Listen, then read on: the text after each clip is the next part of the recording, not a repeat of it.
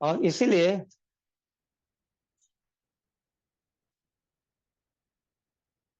पिछले बार में हमने कहा था कि कैसा होना चाहिए, उपासक कैसा होना चाहिए, उपासक को किस प्रकार अ, उसकी पहचान कैसी हो सकती है। इस प्रकार हमने कोशिश की थी बताने की। अब बुद्ध ने जो शिक्षा दी है और भिक्षुओं को, पंचवर्गीय भिक्षुओं को, बड़ी महत्वपूर्ण शिक्षा है। तो उन्होंने यहाँ सबसे पहले कहा है कि ये जो संसार दो अतियों से प्रभावित है, दो शोर से चल रहा है। इसमें दो अति है, दो अति है का दो अंत है समझो उसका। एक एक तरफ यह है कि खाओ पियो मौज करो, और दूसरा है कि अपने शरीर को कष्ट देना। तो ये दोनों बातों को छोड़कर बुद्ध ने मध्यम मार्ग बताया, और वही मध्यम मार्ग जिसको हम आर्य अष्टांगिक मार्ग कहते हैं। और ये आर्य अष्टांगिक मार्ग की बुद्ध ने शिक्षा, तो मैंने जो खोज निकाला, बुद्ध कहते हैं मैंने जो जान लिया वो मैं आपको बताऊंगा, ऐसा बुद्ध कहते हैं। और फिर बुद्ध ने कहा कि क्या है भिक्षु, तो क्या कहते हैं दुख क्या है। तो पहली बात कहा है कि दुख क्या है, फिर उसके बाद कहा है कि दुख का कारण क्या है, फिर उसके बाद कहा दुख निरोध हो सकता है, और निरोध के बाद में कहा दुख निरोधा गामिनी प्रतिपदा। इस प्रकार चार आर्य सत्य है। तो बुद्ध ने कहा कि चार आर्य सत्य ही है। तो सत्य तो बहुत है, लेकिन बुद्ध ने सभी सत्य में श्रेष्ठ सत्य चार आर्य सत्य कहा है। तो उन्होंने कहा कि बहुत सारे लोग कहते हैं कि बुद्ध ने दुखवादी थे, बुद्ध ऐसा कहते हैं, लेकिन दुखवादी नहीं थे। वो पहचान करा रहे कि दुख क्या है। आज भी हम देखते हैं कि हम दुखी है, लेकिन हमें पता नहीं कि हम दुखी है, हमें पता ही नहीं चलता। हर संसार का हर प्राणी दुखी है। हर प्राणी में क्या है, कोई सुखी नहीं। कोई भी प्राणी, संसार का कोई भी प्राणी लीजिए, मनुष्य प्राणी, ये भी सुखी नहीं है। तो दुख हर बात में दुख है। माता पिता है ना, दोनों दुखी है। भाई बहन दुखी है, बाप बेटे दुखी है, सास बहू दुखी है। हाँ, कोई भी छोटी सी भी बात अगर कुछ हो जाए तो दुख होता है। अर्थात हमें पता भी नहीं चलता और हम कहाँ से कहाँ तक जाते हैं। हमें ऐसा कहते हैं कि हम अपने दुख को देख ही नहीं पाते। जिस दिन हमें दुख की अपनी पहचान हो जाएगी तो हम रास्ता चुन सकते हैं। हमें जब ठोकर लगती कहते हैं, तो वो जब ठोकर लगती तब, नहीं तो दुख क्या समझने था। पटाचारा को, पटाचारा का जीवन अगर देखेंगे आप, तो उसने कितनी सुखी परिवार की थी, कितना सुख था उनके जीवन में। घर की बहुत ही संपन्न, इसको श्रेष्ठी पुत्री थी वो। उसके समान ऐसा कहते कि श्रेष्ठी, इतना श्रेष्ठी कि इन्हीं गिने श्रेष्ठी लोग रहते थे उस समय, और बहुत धन, बहुत धन रहता था उनके पास। ऐसे धनवान, ऐसे धनवान की ये पुत्री थी पटाचारा। सुख संपन्न थी, क्या कमी थी उसको। लेकिन उसको जब जैसा जैसा उनका उम्र बढ़ते गई तो उनमें उनकी तृष्णाएं, उनका लोभ, उनका बढ़ते गया। और फिर वो एक नौकर के चक्कर में पड़ती है, उसके साथ में भाग जाती है घर से, अपने माँ बाप का जो घर है छोड़कर चले जाती है। फिर बहुत दूर रहकर वहाँ अपनी बस्ती करती है, वहाँ रहती है। और फिर धीरे धीरे उनके जीवन में दुख आता है, और इतना दुख आता है कि वो खुद भी नहीं समझ पाते होंगे कि मैं इतना क्या हुआ। जब उन्हें समझ आता है, ऐसा कहते हैं कि उसको पहला जो पहली बार वो गर्भवती रहती है तो घर में आने के, महल के आने के लिए वो अपने पति को याचना करती है, विनती करती है। पति कहते हैं कि वहां जाकर हमारा माना सम्मान ही सम्मान नहीं होगा, अपमान ही होगा। हमें वहाँ लोग किस प्रकार से देखेंगे, तुम्हारे माता पिता क्या कहेंगे? हाँ, सब अपमान ही अपमान होते रहेगा। तो जाना उचित नहीं है, समझाता है, लेकिन फिर भी वो नहीं मानती और अपने पति को काम में जाने देती, और फिर वो मायके के लिए निकल जाती है। लेकिन रास्ते में धीरे धीरे चलना है उसका। लेकिन पति जब घर आता है, घर में नहीं दिखाई देती, तो वो उनको शंका हो जाती है कि ये जरूर अपने माता पिता के गांव जा रही होगी। तो उन्होंने पीछा किया, रास्ते में उनको पकड़ लिया, मतलब मुलाकात हो गई। फिर वहीं एक घर, एक ही गांव था, उस गांव में जाकर उनको वहाँ प्रसूति होती है, उसकी प्रसूत होता है, वहाँ जन्म देती बच्चों को। फिर आकर अपने गांव में आ जाते, फिर रह जाते इधर। फिर भी दूसरी बार और भी फिर दूसरा भी समय आता है जन्म देने का बच्चे का, फिर वो अकेली निकल जाती, और फिर वो जंगल में, बरसात के दिन रहते हैं, बरसात, ऊपर मेघ काले हो गए हैं, बरसात हो रही है। हाँ, बिजली कड़कड़ा रही है, गर्जना हो रही है। छोटा बच्चा है, 3 साल का, वो डर रहा है, माँ को पूछ रहा है भी कहाँ जा रहे हम। लेकिन बच्चों को भी लेकर अपनी वो माता निकलती है, और जंगल में रास्ता भी बहुत ही अच्छा नहीं, रास्ता भी भटक जाती है। और ऐसे ही रास्ते में फिर वो उनका पति आ जाता है, खोजते खोजते खोजते खोजते मुलाकात हो जाती है। और वहीं उनको समय नहीं मिलता, तो वहीं बच्चों को जन्म देती है जंगल में। और फिर उसके लिए कुछ ऐसा सहारे के लिए कुछ घास लेके आते हैं, ऐसा सोचता है। और थोड़ा सा, कम से कम पानी आ रहा है, बरसात हो रही है, तो उसके लिए थोड़ा सा रक्षा के लिए कुछ अपना घास फूस आसपास का तोड़कर एक छोटा सा झोपड़ी नुमा कुछ बताना बनाना चाहता है वो, ताकि ऊपर कोई छत रहे, ताकि हमारी रक्षा हो सके, बच्चों की भी रक्षा हो सके।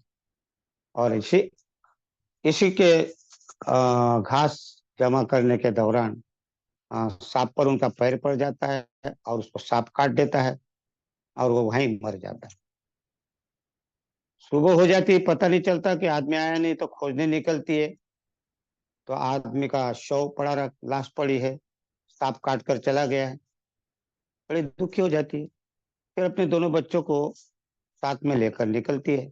कितना बड़ा दुख हो गया उनको, लेकिन फिर भी एहसास नहीं हुआ। दुख, पति चला गया, लेकिन एहसास नहीं, दुख हुआ, रोई, लेकिन उसको एहसास नहीं हुआ कि मैं दुखी हूँ। फिर अपने बच्चों को लेकर चलती है। रास्ते में नदी नाले भरकर जा रहे, बाढ़ आ रही है, नदी में, नाले में पानी भरा हुआ है, और ऐसे हालत में कहाँ जाएगी वो? तो ऐसा करते कि नाले के पास जाती है। नाले में बहुत पानी रहता है, इतना पानी रहता है कि आ, वो उससे ऐसा कहते कि अपने कमर से ऊपर पानी आया था, नाले में बह रहा था, बहाव था। तो किस प्रकार जाएंगे यहाँ से? वो सोचती है, पटाचारा सोचती है कि कैसे जाए यहाँ से। लेकिन सोचती है कि एक बच्चों को उस पार रख के आ जाते, फिर दूसरे बच्चों को लेने के लिए आ जाते। इस प्रकार उसने हिम्मत की, तो अपने छोटे बच्चों को पहले लेकर गई, और ले जाकर दूसरे किनारे रख के आ गई। फिर दूसरे बच्चों को लेने के लिए जैसे ही आती है, तो एक बड़ा सा पक्षी, जिसको कहते हैं, पक्षी को ऐसा लगा कि मांस का टुकड़ा है, गोश्त है, और उसको ये समझकर, मांस समझकर या गोश्त समझकर, मांस का टुकड़ा समझकर, वो पक्षी उसको उड़ा कर ले जाता है, अपने चोंच में लेके जाता है, उड़ जाता है। इधर क्या होता है, उनको ऐसा लगा कि कुछ ना कुछ ऐसा लगता है कि क्या हो गया। पीछे मुड़कर देखती, तो पक्षी उसके बच्चों को लेके जा रहा है, और उसको कुछ नहीं समझ में आ रहा। अभी नदी के बीचों बीच में, आधा नदी पार करना था, और नदी के बीच में वो पक्षी उड़ रहा, तो उसी को देख रही, और उसको ऐसा लगा कि ऐसे हाथ से कहती उसको बुलाती, अरे मेरे बच्चों को दे, अरे मेरे बच्चों को मत ले जा, आ जा आ जा, मेरे बच्चों को मत ले जा, ऐसा वो हाथ से ऐसा पक्षी को ऐसा कर रही हाथ से। और पक्षी जा रहा तो वो अपने हाथ से ऐसे करती है, मेरे बच्चों को दो, मेरे बच्चों को दो। ये पक्षी को ऐसा ऐसा हाथ करती है। लेकिन इस किनारे में वो बच्चा रहता है दूसरा 3 वर्ष का। उस लड़के को लगता कि माँ मेरे को बुला रही है, ऐसा ऐसा कर रही है। तो बच्चों को लगा कि माँ मुझे बुला रही है, तो वो भी दौड़ कर आना चालू करता है नदी में। वो गिर जाता है और वो बहाव में बह जाता है। माँ इधर देखती है, बच्चा इधर ये बहते जा रहा और उधर वो पक्षी लेकर जा रहा। तो पति भी गया, दूसरा भी बच्चा गया, तीसरा भी बच्चा गया। तो उसके कितना दुख हुआ, इतना दुख हुआ, इतना दुख हुआ, तो भी एहसास नहीं कि मैं क्या दुख हुआ। गांव में आ जाती, उसको लगता चलो अब कि माँ बाप का सहारा लेंगे, रह जाएंगे अब, क्योंकि पति भी गया और बच्चे भी गए। तो अब क्या करेंगे, रोएंगे गाएंगे, माँ बाप के पास सहारा बनकर रह जाएंगे। लेकिन वो जब अपने गांव आ जाती है, अपने नगर आ जाती है, तो जहाँ रहते थे एक राजवाड़ा के समान था उसका, बहुत ही बड़ा मकान था, क्योंकि धनी थे, धन की कमी नहीं थी उनकी, धनवान थे बहुत ही। लेकिन जब घर जो राजवाड़ा के पास में आते हैं तो वहाँ खंडर बना हुआ है, कुछ भी नहीं है। तो पता चला, पता कि उसने कि क्या हो गया। तो उन्होंने बोले तुम्हारे, तुम जब चली गई, भाग गई, तो माता पिता तो फिर बेहोश टाइप के होने लगे, उनको समझने नहीं लगा क्या करे क्या नहीं। तो सारे रिश्तेदारों ने लूट कर ले गया उनका धन, सब जमीन जायदाद, कुछ भी नहीं रहा उनके पास। तो वो भी ऐसे हो गए थे। और आज ही उनकी मौत हो गई, क्योंकि वो खंडर गिर गया उनके ऊपर, जो थोड़ा बहुत बचा था राजवाड़ा, वो उनके ऊपर गिर गया, उसमें गिरकर मर गए दोनों। तेरे माँ बाप भी मर गए, तेरा भाई भी मर गए। तो वहां उनकी लाशें जल रही जा, और वहां अपनी लाशें देखते, अपने माँ की, पिता की, भाई की। इधर राजवाड़ा गया, पति गया, बच्चे गए, माँ गए, बाप गए। और फिर उनको एकदम सदमा सा पहुंच गया, और वो अपने आप पागल सी हो गई, पागल हो गई। कभी हंसेगी तो कभी रोएगी, तो कभी गाएगी। उसको गांव में घूमने लगी ऐसे ही, नग्न अवस्था में, होश नहीं था कपड़ों का। ऐसे हालात हो गए। जो एक देखे क्या है संसार में, देखे दुख कैसा होता है और सुख कैसा होता है। जो एक तो हम कहते हैं ना, परिवर्तनशीलता बुद्ध का तो सिद्धांत बताया बुद्ध ने कि अनित्यवाद, अनित्यता, परिवर्तनशील है। अगर देखा पहला इतिहास उनका, तो कितना सुखी था जीवन उसका।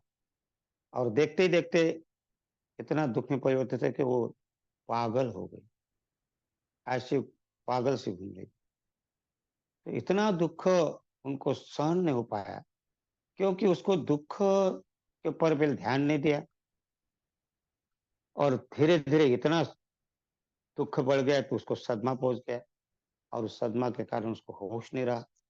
हंसने लगी तो गाने लगी, तो रोने लगी, जहां पाए वहां सोने लगी। क्या जीवन है आदमी का। और ऐसे कहते कहते कहते हैं कि एक दिन बुद्ध उसी नगर में उपदेश दे रहे थे। तो ऐसे भटकते भटकते भटकते उस बुद्ध जहाँ प्रवचन दे रहे थे उस स्थान पर पहुंच गए, उस जगह में पहुंच गए। तो किसी ने उसके ऊपर कपड़ा डाल दिया, और बुद्ध ने ऐसा संदेश दिया, और वो बात उनको सुनने को आ गई। बुद्ध ने क्या कहा, यो च वस्ස सत्तंग जीवे, नहीं क्या। बुद्ध ने क्या कहा, यो च वस्स सत्तंग जीवे। अर्थात 100 साल भी अगर हम ऐसे बेध्यानी में रहे, और एक समय, एक पल अगर हमें होश आ जाता है, तो उसका जीवन बदल जाता है ना। तो उस समय बुद्ध ने जो उनको उपदेश दिया कि सारा संसार अनित्य है। क्या कहते हैं उसमें, उस धम्म मग्ग वग्ग में वो गाथा थी, न पिता नापि बांधव, क्या कहते हैं? न पिता नापि बांधवा, अर्थात ना पुत्र होता है, ना पुत्री होती, ना पिता होता, ना भाई होता, ना बहन होता। जब आदमी के ऊपर समय आ जाता है तो क्या होता है? कोई भी साथ में नहीं आता, कोई साथ में। जब अंत समय आता है, अंतिम समय जब आ जाता है, तो उस समय कोई भी साथ नहीं देता, है ना। नत्ति यातिषु तानिता कहते हैं, ये नत्ति यातिषु तानता, अर्थात ना पुत्र ना पुत्री, ना भाई ना बहन, ना माता ना पिता, ना सगे ना संबंधी, कोई भी अगर अंतिम समय अंत के नाधिपनस् नत्ति यातिषि, अर्थात अंतिम समय, मरने का समय जब आ जाता है तो कोई भी साथ में नहीं आता। पटाचार को भी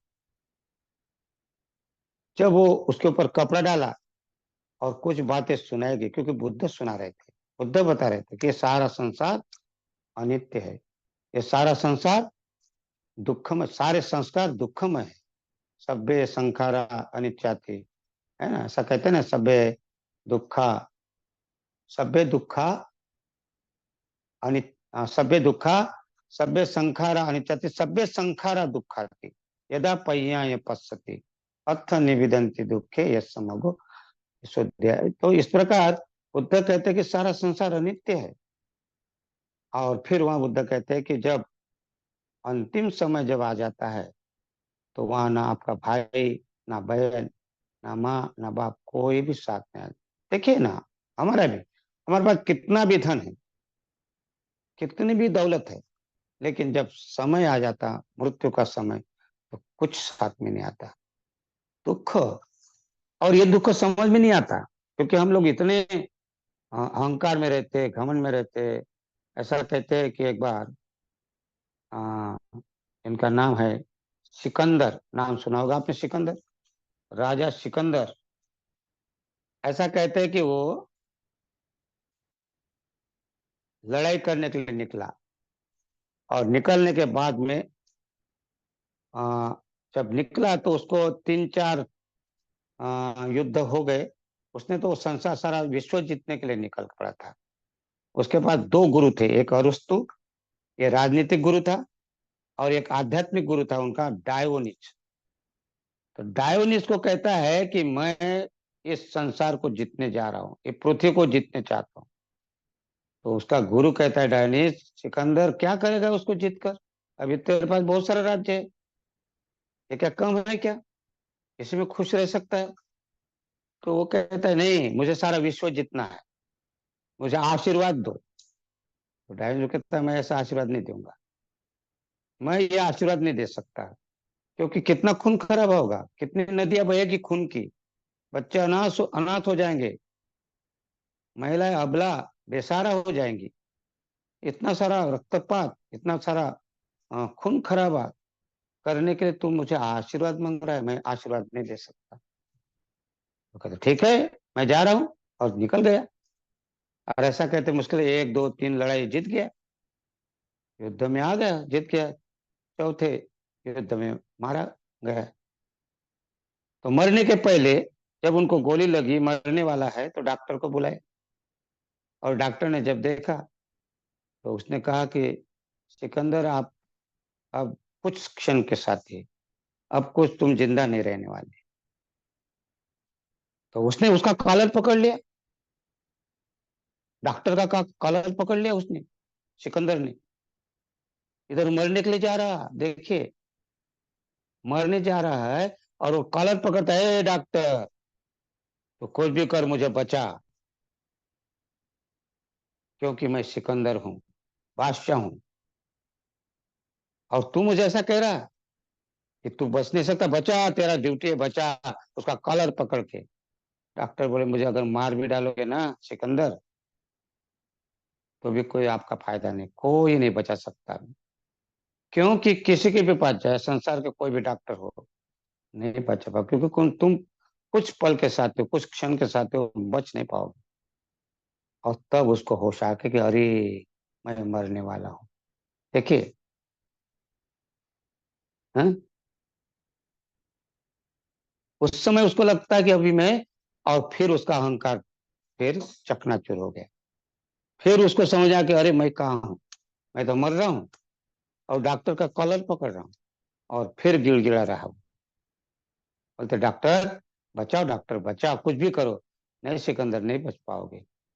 देखिए कितना बड़ा आदमी अहंकारी रहता है आदमी, आखिरी दम तक क्या रहता है उनका, जिसको हम कहते हैं अहंकार, घमंड। हाँ, आदमी को कहाँ से कहाँ ले जाता है। तो बुद्ध कहते हैं अपना, वो जो डॉक्टर कहता है सिकंदर नहीं बच पाओगे तुम, तो फिर आखिरी में कहते हैं कि मेरी एक विनंती, हाथ जोड़कर एक विनंती स्वीकार करिए, कम से कम, कम से कम मेरी माँ की मुलाकात करा दो, मेरी माँ से मुलाकात करा दो डॉक्टर। डॉक्टर बोलता है तेरी माँ कितना दूर है यहाँ से सिकंदर, कितना दूर है, कहाँ वहां तक कैसा पहुंचेगा तू, ना तेरी माँ यहाँ आ सकती ना तू जा सकता है, अरे कुछ भी कर बचा दे। बोलते नहीं बच पाओगे तुम, कुछ क्षण से जो बात करना है, अभी तुम्हारा कब कब तुम्हारा प्राण छूट जाएगा बता नहीं सकते।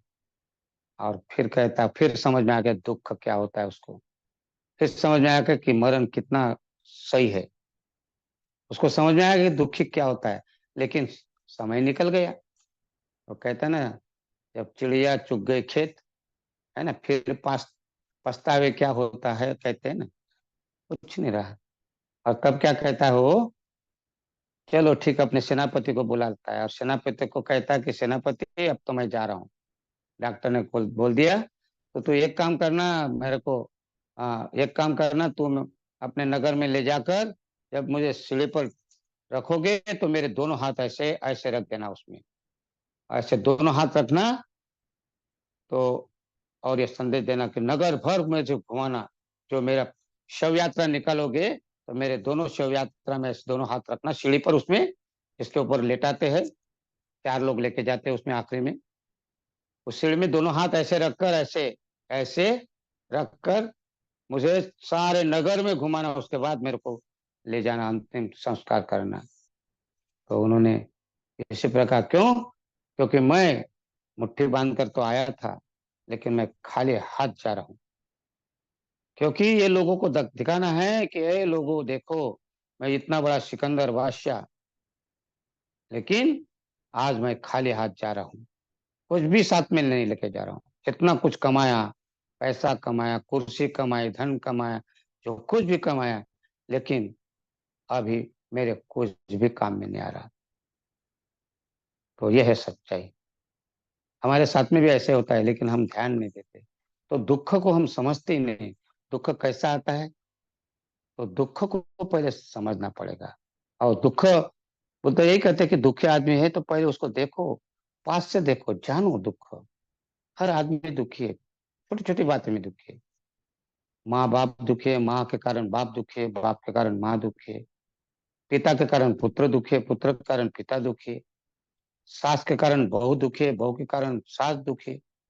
कहाँ बटता है, दुख ही दुख है संसार में। अगर देखेंगे तो हम, अगर देखेंगे, कई बच्चों को कुछ अगर नहीं मिला तो दुख है। इसलिए बुद्ध ने बुद्ध दुख की परिभाषा की कि ये संसार में दुख है, और वो दुख तीन प्रकार का है। पहला दुख है शारीरिक दुख, दूसरा दुख है बदलाव का दुख, परिवर्तन का दुख, और तीसरा है स्कंद दुख। ये तीन दुख में ही सारे दुख समा जाते हैं। इसमें शारीरिक दुख कहते हैं और मानसिक दुख कहते हैं, और ये अनेक प्रकार के दुख है। आप अगर गिनती करेंगे तो बहुत सारे दुख ही दुख है, छोटी छोटी बात में दुख होता है। अगर हमें कोई वस्तु का लाभ नहीं होता, जिस वस्तु को हम चाहते तो दुख हो जाता है। अगर हमें जिसको पसंद करते वो अगर हमारे सामने नहीं आता, बिछुड़ जाता है, तो दुख होता है। अगर हम जिसको पसंद नहीं करते वो अगर सामने आ जाता है तो दुख हो जाता है। हाँ? शोक परिदेव दुख दोमन सा पाया सापि दुखा, बुद्ध कहते हैं। क्या कहते हैं, शोक परिदेव दुख दो मनुष्य पाया सापि दुखा, संखिते संखिते पंच उपादान खंदा पि दुखा। संक्षिप्त में क्या कहते हैं कि पंचस्कंद, पंचस्कंद अर्थात ये भी दुख है, पंचस्कंद भी अनित्य है, पंचस्कंद भी अनात्मा है, और पंचस्कंद भी दुख है। अर्थात पंचस्कंद अर्थात जो हमारे पंचस्कंद है, जिसको हम रूप कहते हैं, वेदना कहते हैं, संस्कार, संज्ञा कहते हैं, संस्कार कहते हैं और विज्ञान कहते हैं, और ये भी दुख है। और इसलिए जितने भी सारे दुख है, इस दुख को हमें पहले समझना है। ये दुख क्या है, तो ये रूप क्या है, रूप का दुख क्या है। रूप तो रूप वो है कि चार महाभूतों से, जिसको हम कहते हैं पृथ्वी, जल, अग्नि और वायु, ये चार धातु से बना हुआ ये क्या है, शरीर है। और ये शरीर कैसा है, अनित्य है। ये चार घटक से बना है, चार घटक अर्थात पृथ्वी, जल, वायु, अग्नि से।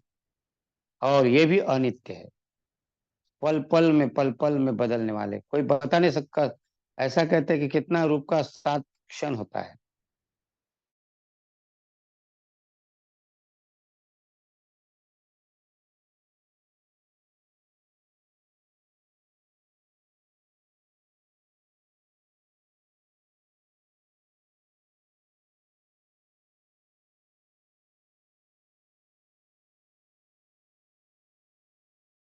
इसको हम कहते हैं रूप। तो ये रूप भी दुखमय है ना, चार धातु से बना हुआ। और चार घटक नाम के हैं, जिसको मन कहते हैं, जिसको विज्ञान कहते हैं हम, वेदना, संज्ञा, संस्कार और विज्ञान। तो ये भी चार घटक भी अनित्य है और दुखमय है। पंचस्कंद कहा गया इसका। एक एक स्कंद पर हम अगर चर्चा करेंगे तो बहुत समय लगता है इसमें, लेकिन पंचस्कंद के हमारे वर्ग होते, और वर्ग में हम इसमें जानकारी देते, डिटेल समझाते पंचस्कंद किसको कहते हैं। तो हमें इसके पहले के जो दुख है, 3 प्रकार के दुख, शारीरिक दुख, ये समझना है।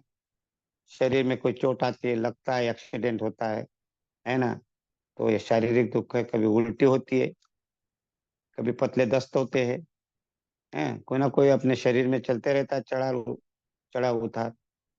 तो ये शारीरिक दुख है। और दूसरा जो होता है मानसिक दुख, जिसको हम बदलाव का दुख कहते हैं, परिवर्तन का दुख। तो शरीर में जो झुर्रियां पड़ना है ना, ये तो बदलाव है ना। शरीर का धीरे धीरे बढ़ते जाना, शरीर का ये बाल पकना है, दांत गिरना, कान में सुनाई नहीं देता है, बहरापन आ जाता है, और आ, क्या कहते हैं, आंख से दिखाई नहीं देता, अंधा हो जाता है। तो ये जो है, ये जो दुख है, ये परिवर्तन का दुख है। और ये परिवर्तन का दुख होता ही है। क्यों? उसके बाद भी, ये परिवर्तन होने के बाद भी हम, इसमें अनित्यता है। अगर अनित्यता नहीं रहती तो हमारे बाल सफेद नहीं होते, हमारे दांत नहीं गिरते, कान बहरे नहीं होते, आंख अंधा नहीं हो सकता। लेकिन ये परिवर्तन है, अनित्यता है। और इस तत्व को अगर हम समझते हैं कि इसके कारण दुख है, अनित्यता के कारण दुख है, क्योंकि हर चीज परिवर्तनशील। और दूसरी बात है कि अनात्म है, हर वस्तु अनात्म है। प्रत्येक, क्या कहते हैं, सभ्य संखारा अनित्याति, सभ्य संखारा दुखाति, सभ्य धम्मा अनत्ताति। अनत्ताति में सभी धर्म, ये शरीर के जितने भी धर्म है, अर्थात वस्तु है, पदार्थ है और स्वभाव है, ये सारे के सारे अनात्मा है। इसमें आत्मा नाम की कोई चीज नहीं। फिर भी हम आत्मा कहते हैं। और किसी ने पूछा भी था ऐसा कि आत्मा आत्मा कहते हैं, यहाँ आत्मा है शरीर में, ये कहा था बुद्ध के पास में पूछने, विवाद करने के लिए। मैं उनके साथ में बात करूंगा, कहते बुद्ध के साथ में। सच्चक नाम का था वो, आप पढ़ते होंगे उसमें। सच्चकवाद केतु एक गाथा भी, अष्टमंगल गाथा है, क्या कहते, मति सच्चकवाद, सच्चंग व्याय मति सच्चकवाद केतु, वादाभिरूपित मनंग अत्यंत भूतम, पय्यापदीप जलितो, प्रज्ञा के दीपक से, प्रज्ञा के प्रभाव से बुद्ध ने उसका मन परिवर्तन किया। वो आया था, आत्मा आत्मा है, आत्मा है, तो पूछा आत्मा कहाँ है। हम भी ऐसे ही कभी कभी हमें आत्मा आत्मा करके रहते ना, हमारी आत्मा शांत होना चाहिए, आत्मा ऐसा, इस प्रकार हम भी बातें करते रहते। तो आत्मा नहीं है, अनात्मा है सभी। अगर आत्मा है, अपने कहते हैं अपने शरीर में कण कण में आत्मा है, हमारे शरीर के कण कण में आत्मा है। तो सभी कण कण में है, तो अपने सारे शरीर में, खून में, जहाँ पे वहाँ आत्मा है। तो बुद्ध ने पूछा ठीक है, अच्छी बात है। तो आप अपने आंखों को अगर नहीं दिखता, किसी को अंधा हो गया तो उसको बोलो आंखों के मुझे अंधा होने मत दो, मैं जैसा का वैसा देखना चाहता हूँ। फिर आप देखिए, कान को बोल दो बहरे मत हो, दांत को बोले मत टूटो, है ना। ये शरीर को थोड़ा सा इससे, जो दांत को ऑर्डर दे दो, आंख को ऑर्डर दे दो, कान को ऑर्डर दे दो, कोई आत्मा है ना कन कन में, तो क्यों क्यों बहरे हो जाते। तो यहाँ यहाँ हमारा कुछ भी नहीं। मैं, जिसको हम कहते हैं मैं, मेरी आत्मा, मेरा शरीर, मैं हूँ, मेरे सब कुछ, यहाँ मैं कुछ नहीं, मेरा कुछ नहीं। क्या है? चार महाभूतों से शरीर बना है। जब ये शरीर जाएगा तो चार धातु में विलीन हो जाएगा। अपना कुछ भी नहीं है, मेरा कुछ भी नहीं, फिर भी हम दावा करते कि मेरा मेरा मेरा। और ये समझना है, और तभी हम दुख से मुक्त हो सकते हैं। लेकिन हम जब अहंकार में रहते, मैं में रहते, मेरा मेरा मेरा, और एक दिन हम इसमें मर जाते। ना मेरी आंख है, ना मेरे कान है, ना मेरे दांत है, ना मेरा शरीर है। तो ये अनित्य और अनात्म से घिरा हुआ है शरीर, चार महाभूतों का, और उसमें दुख ने घेर लिया है। और ये इसलिए नहीं समझते कि इसमें हम मेरा मेरा कहते थे लोभ निर्माण होता है, और मेरा मेरा कह के अहंकार से द्वेष निर्माण होता है। और ये लोभ और द्वेष जब निर्माण होता है, इसके पीछे जो है अज्ञान है।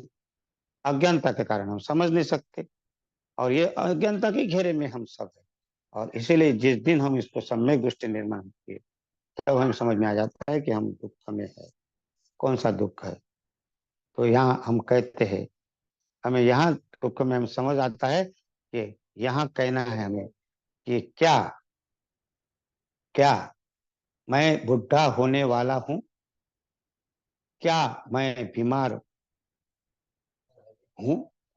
क्या मैं मरने वाला हूँ? ये सवालात करना चाहिए अपने को, और चिंतन करना चाहिए कि क्या मैं मरने वाला हूँ? क्या मैं बुढ़ा होने वाला हूँ? क्या मैं बीमार हूँ? बीमार है? आप देखिए बीमारी है कि नहीं। और किसी को लगता कि नहीं मैं स्वस्थ हूँ।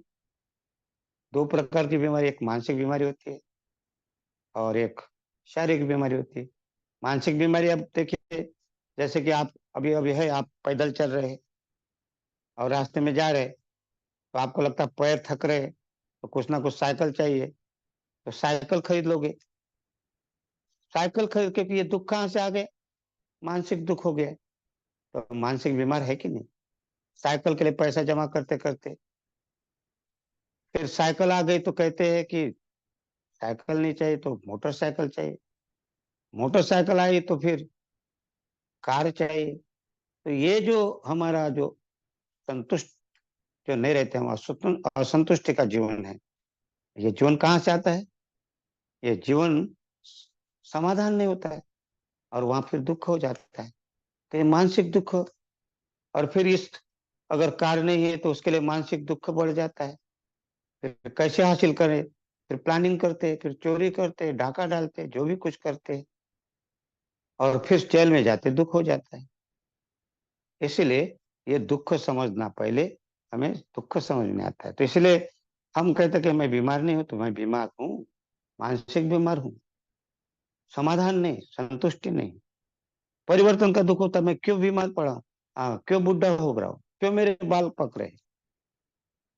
और इस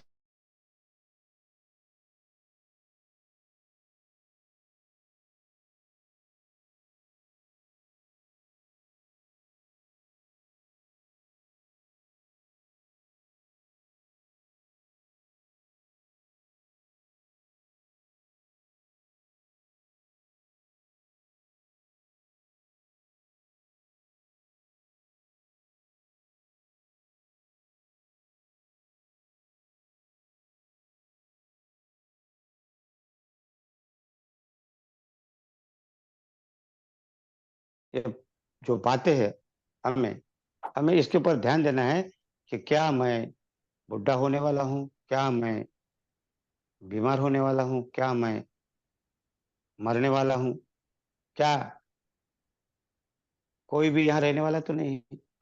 तो ये क्या है कि मेरा कर्म ही मुझे साथ ले जाने वाला है। कर्म साथ में रहेगा, कर्म के सिवा और कुछ नहीं रहेगा। तो तीन बातें कम से कम हमें देखना पड़ेगा। कौन सी तीन बातें? कि क्या मैं बुढ़ा होऊंगा, क्या मैं बीमार हो सकता हूँ, और क्या मैं मर सकता हूँ। इसमें हमें चिंतन करना चाहिए। और तब हम धीरे धीरे इसमें चिंतन करेंगे तो हमें दुख क्या है हम समझ में आ जाएगा कि हम क्यों दुखी है। तो मैंने आपके सामने आ, दुख आर्य सत्य पहले हम देखेंगे। दुख आर्य सत्य क्या है, तो अपना दुख देखना है अपने को, कौन से दुख में है हम, किसको दुख कहते हैं हम, और हम दुखी क्यों है। तो ये हमें अपने को चिंतन करना है इसमें। तो मैंने आपके सामने तीन दुख रखे। एक परिवर्तन का, एक शारीरिक दुख, दूसरा परिवर्तन का दुख, बदलाव का दुख, और तीसरा जिसको हम कहते हैं स्कंद दुख। स्कंद दुख अर्थात असमाधान का दुख। तो इसमें हम चर्चा करेंगे। आपने सुना, आपके अंतर्मन को मैं प्रणाम करता हूँ और यहीं रुकता हूँ। सबको मैत्रीपूर्ण चाहिए। धन्यवाद। आगे